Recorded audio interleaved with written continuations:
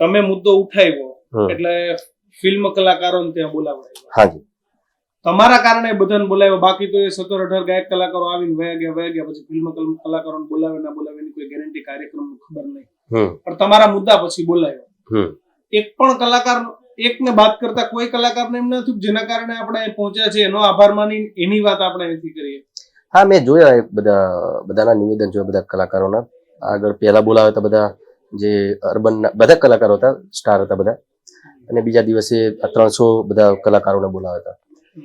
તો મારું પહેલા તો એક વસ્તુ મેં નોટ કરી, હા, તો મને અત્યારે યાદ આવ્યું કે એવું આવું 2 દિવસ ખોટા શું કામ એટલો ખર્ચો કરવાની જરૂર હતી? તમે 27 તારીખે બધા કલાકારો બોલાવવાના હતા, તો એ વખતે પેલા કલાકારોને બોલાવતા ને તમે એઝ એ સેલિબ્રિટી તરીકે એમને તમે અલગ બોલાયા ને પેલા 300 નો ટોળાને તમે અલગ બોલાયા.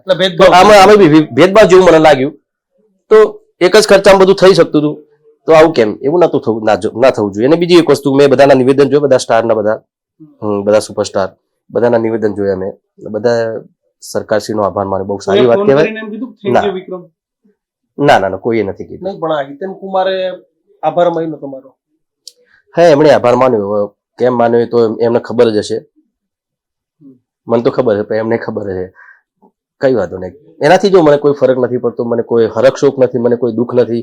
બીજા સ્ટાર બધા મોટા મોટા સુપરસ્ટારોએ મને મારો આભાર માન્યો ના માન્યો એનાથી મને કોઈ મન દુઃખ નથી. પણ થાય અમુક ટાઈમ કે ભાઈ જેના માટે મેં આ બધું કર્યું હતું, મારા એકલા માટે મેં કર્યું નતું, દરેક કલાકારો માટે કર્યું હતું. ને એ લોકો એમને મારો સાથ આપવાને બદલે એમણે મારી સાથે આવું વર્તન કર્યું. ખાલી એક ફોન પણ કરી દીધો હોત ને તો નથી કર્યો તો એ વાંધો નહીં. દિલથી તો એમને ખબર જ છે કે કોના લીધે થયું છે. દિલથી બી એક વાર દુઆ આપી દેશે તો એ બહુ થઈ ગયું.